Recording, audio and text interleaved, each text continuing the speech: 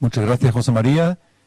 Me quedo con una impresión que lo que ha presentado él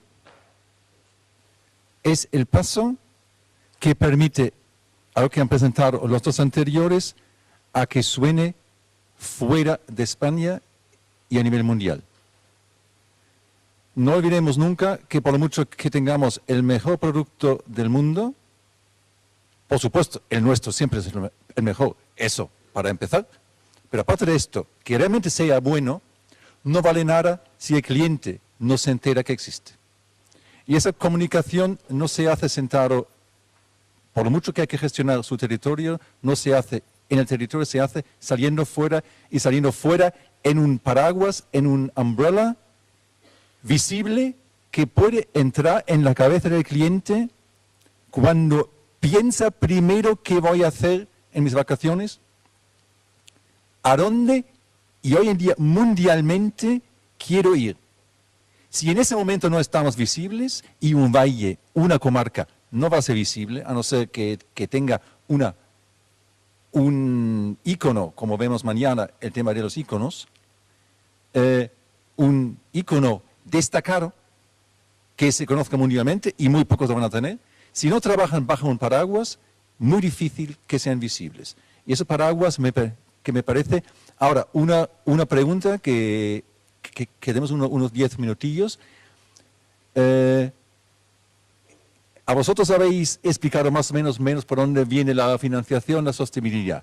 Si yo entiendo bien, lo vuestro, José María, funciona en función de que haya patrocinios o que haya recursos externos. ¿Cómo que para la importancia que tiene para hacer visible los pequeños, habéis pensado en algún modelo más sostenible con recursos propios para no depender de poner la vela según vaya el viento?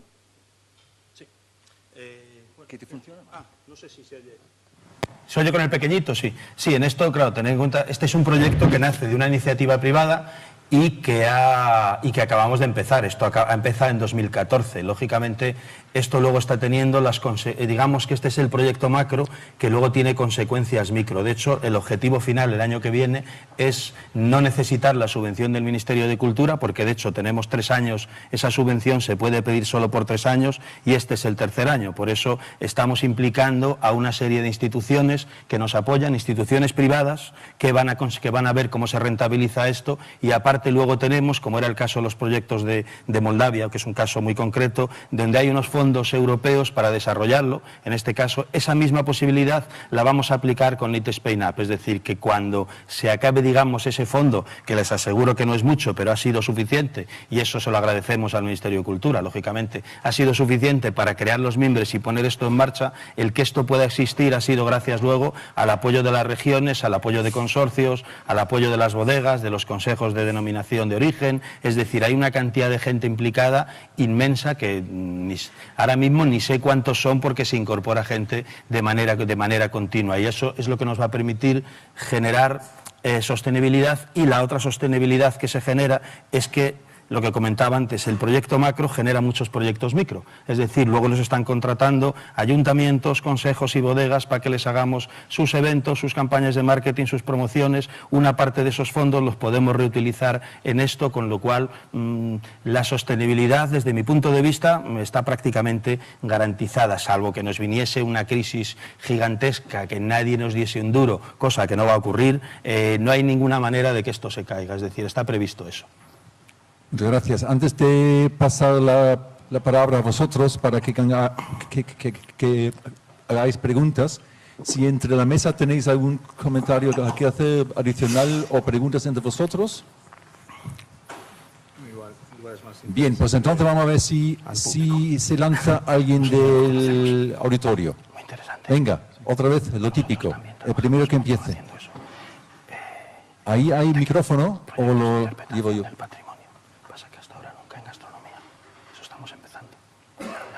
Raise your hand again, please. He doesn't see you. Okay.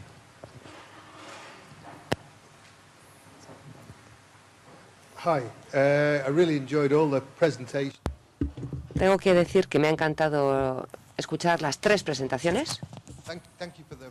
Sí, decía que he disfrutado mucho, muchas gracias. Me ha gustado mucho cómo habéis explicado la naturaleza, la cultura, la gastronomía, cómo lo habéis entrelazado todo para hacer que un destino sea verdaderamente especial. Tengo una pregunta para los 3. Y un poco también después de escuchar el reto que ha planteado Klaus.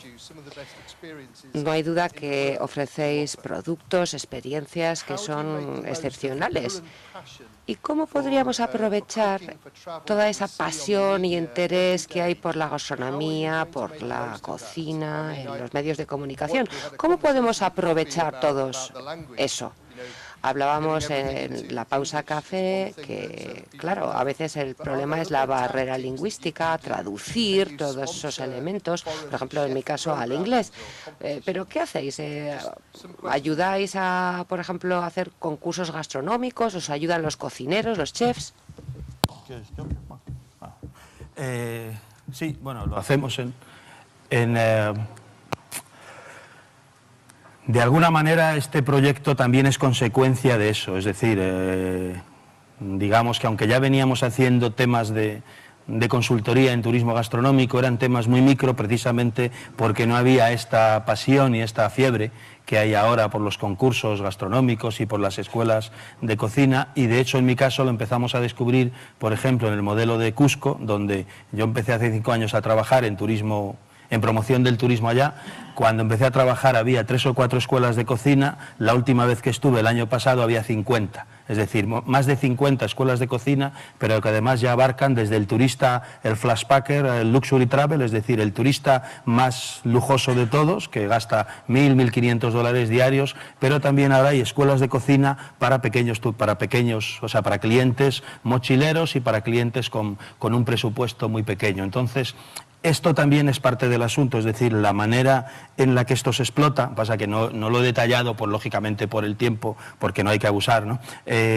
Igual ya estoy abusando incluso, es que en esos productos de turismo gastronómico eso va incluido, es decir, el turista, nosotros el modelo que hemos desarrollado, estábamos muy en desacuerdo con estos destinos que piensan que el turismo gastronómico es una ruta de la tapa, o te dicen que tienen un producto y te dan un listado de restaurantes. Eso nos parece una estupidez que no va a ningún sitio, y entonces decidimos que nuestro modelo iba a ser un modelo de creación de un producto que implica todo ese componente experiencial. Trabajamos sobre la carta para que sea muy interpretativa, trabajamos en el diseño de la experiencia, trabajamos en incorporar elementos de sostenibilidad, de ahí que trabajamos también con muchos productores locales de cerveza, de vino, de queso también, de corderos en el Valle de Liébana, de un montón de sitios, y a partir de ahí ya se genera, ese turista es un turista industrial, de alguna manera. Nosotros sabemos, no solo el foodie, sino que es un turista que no viene solo a comer, dice yo vengo a comer, pero quiero visitar la fábrica de queso, pero quiero visitar la bodega,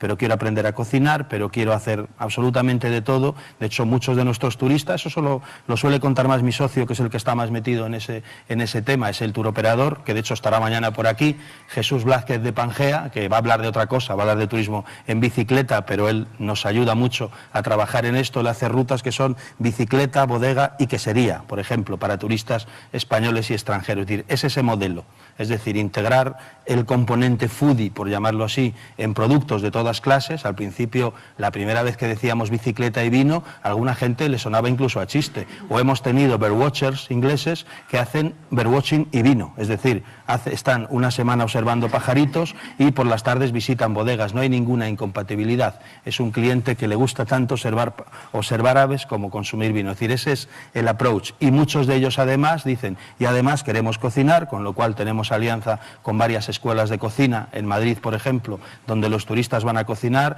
y algunos mercados donde el turista incluso compra en el mercado y cocina también. Sobre todo quería insistir en una cosa, que tratamos tratamos de hacerlo con todos los precios. A mí una de las primeras cosas que me soliviantó cuando empecé a trabajar en esto es que solo me llegaban propuestas de restaurantes con menús gastronómicos a partir de 180 euros. Y yo dije, no me gusta, dije, eso no me gusta. Digo, eso está bien, yo quiero a ese cliente, digo, pero quiero al que puede gastarse 100 y al de 70 y al de 50 y al de 30, y vamos a buscar modelos donde esa persona con un presupuesto más bajo también pueda disfrutar de la gastronomía. Lo hará con menos lujo y lo hará con menos boato y lo hará con vajillas un poco más baratas, pero estamos consiguiendo el modelo, y si los peruanos lo han conseguido, nosotros estamos en esa línea imitando ese modelo peruano que ha conseguido descender a un cliente casi mochilero, por decirlo así, ¿no? Entonces estamos en ello.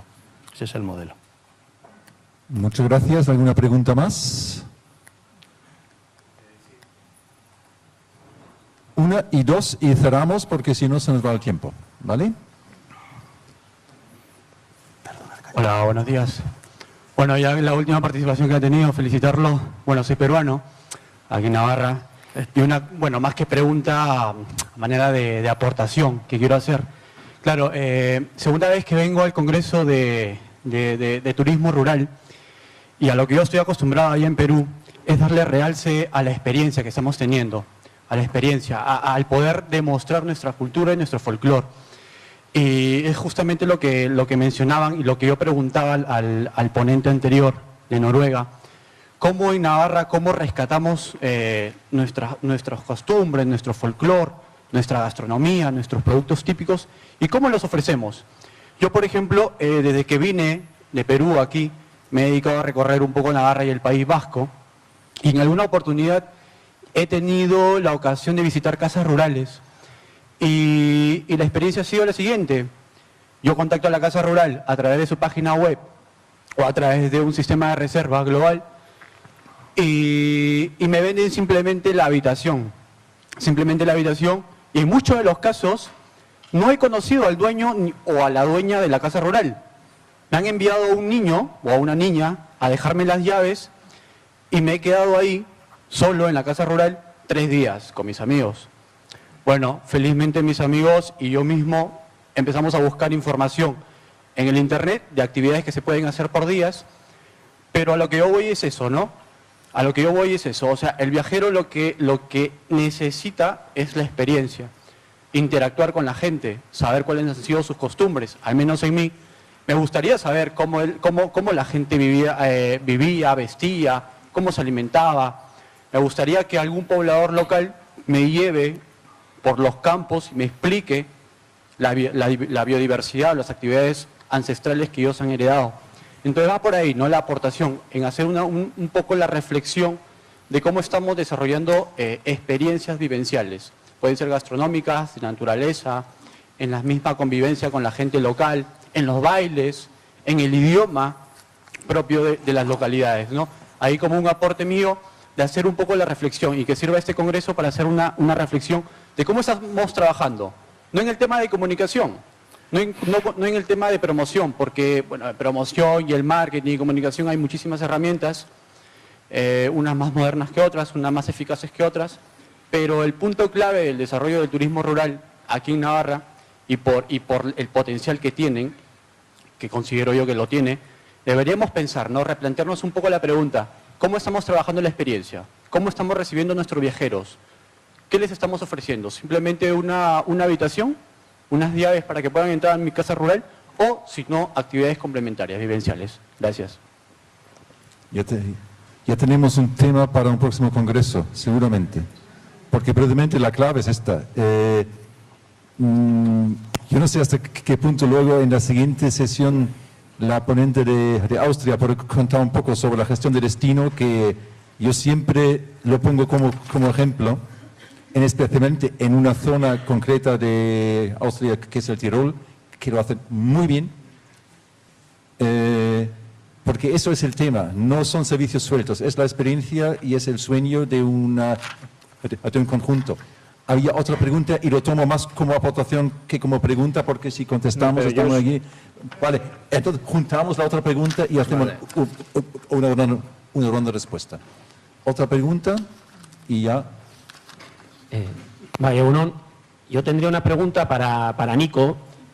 Entiendo que Goierri Turismo, bueno, el objetivo es la promoción del Goierri como destino turístico, ¿no? Y ahí es Goierri Turismo con la apóstrofe territorio Idiazábal.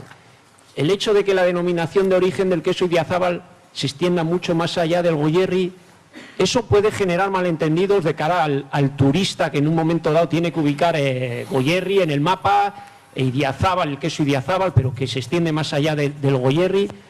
¿Eso puede generar malentendidos en el turista? Esa posible confusión entre la denominación de queso la denominación de origen del queso Idiazábal que va más allá del territorio del Goierri. Es que ricasco. Sí, se oye, ¿no? Sí. A ver, al hilo de la primera pregunta, yo creo que vamos a mezclar todo, pero estoy un poco ya harto de que cada día estemos pensando en cosas diferentes y sobre todo que estemos más preocupados de las tendencias que van a venir cuando el turista que me viene este fin de semana ya va por delante de todo eso. O sea, estoy hasta el gorro, y no te voy a contestar a la pregunta, pero no, es que el territorio de Idiazábal es que a mí me da igual. Precisamente estoy haciendo un acto de generosidad que a través del goyero, de la labor que podamos hacer promocional, incluso que abramos el camino para que otras queserías también digan, oye, a ver qué coño están haciendo estos que están utilizando la marca territorio de Idiazábal, quiero ver tal quesería, quiero ver la otra, a ver cómo han montado esa especie de pequeño museo para saber cómo lo puedo hacer yo. No veo, bueno, por nuestra parte yo creo que es más un acto de generosidad que de confundir. O sea, Goierri Turismo, o sea, cuando uno ya entra en goierriturismo.com o cuando ve a través de Spain.info territorio Idiazábal, ya le estamos centrando en que te voy a dar, no la experiencia, a mí cada vez me gusta menos el tema de experiencia, que no te estoy vendiendo nada artificial y que te estoy vendiendo lo que hacía antes, porque el Tirol sigue haciendo lo mismo que estaba haciendo en los años 60. Si tú vas a San Antón Ábila, seguimos haciendo lo mismo. Y precisamente el error en el que estamos cayendo hoy en día, y sobre todo con la gastronomía, es que nos estamos metiendo por no sé cuántos videchurres y senderitos que todavía están sin desbrozar y que nos perdemos muy fácil, y que además de perdernos, eso quiere decir que ya muchas veces ni sabemos volver atrás. El queso, es que el queso es patrimonio, el queso para empezar es la primera escultura del hombre, la primera escultura, y lo que yo estoy vendiendo es ese paisanaje. No estoy vendiendo solamente el queso, estoy vendiendo en nuestros dos parques naturales, precisamente pues lo que comentaban desde Perú, bueno, cuál ha sido parte de esa historia, o sea, lo que al final estamos vendiendo, una forma de ser, porque también estoy hasta el gorro de tanto Basque Style, de tanta autenticidad, de esas palabras que quedan al final huecas, y lo que se trata es de vender aquello que siempre se ha hecho. Y si hacemos bien, o sea, si lo categorizamos bien, aquello que lo hemos hecho desde siempre, y si tenemos los interlocutores para que eso salga bien, evidentemente, y respondiendo a la primera pregunta, nosotros también seguimos acogiendo a rusos y americanos que nos llaman desde el Hotel María Cristina, que vienen con su chofer y con su intérprete, andan 2 horas en el monte y van a visitar una chabola de pastor en Adalar o en Aizgorri. O sea, tenemos que estar abiertos a todo. Y el tema de la generosidad del Idiazábal, no, yo creo que la denominación está encantado, debería estar a gusto de que evidentemente entre todos hagamos esa promoción. Acabamos de estar en Biarritz hace 2 fines de semana, vamos a un montón de ferias gastronómicas o no gastronómicas y turísticas en las que, bueno, estamos dando el queso Idiazábal, estamos dando de probar al queso. Entonces, una forma, como decía, desde el turismo ser facilitadores, precisamente a romper con eso que se nos puede acusar de vez en cuando de que nos estamos aprovechando de un producto que no es nuestro. Evidentemente que no. Yo lo que estoy haciendo es ser facilitador para que ese queso directamente venda al restaurante tal de Barcelona, o para que lo exporte a donde tenga que exportar, para que sea más conocido, mucho más allá de las barreras que puede tener pues un productor, o nosotros como destino solamente desde Goierri. Pensamos que podemos vender mucho más bajo ese epígrafe. Y no tengo ni un problema para que en ese territorio de Idiazábal, como se está haciendo además, que estén incluidos el resto de las queserías de todo Euskadi. Evidentemente no hay ni un problema.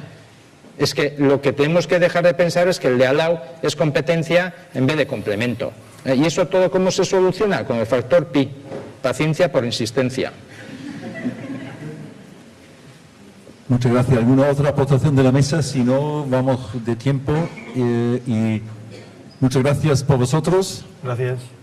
y por la mesa, por las preguntas, aportaciones. Y pasamos directamente a la siguiente mesa sobre slow food, que son 3 personas. Por favor, os subís directamente.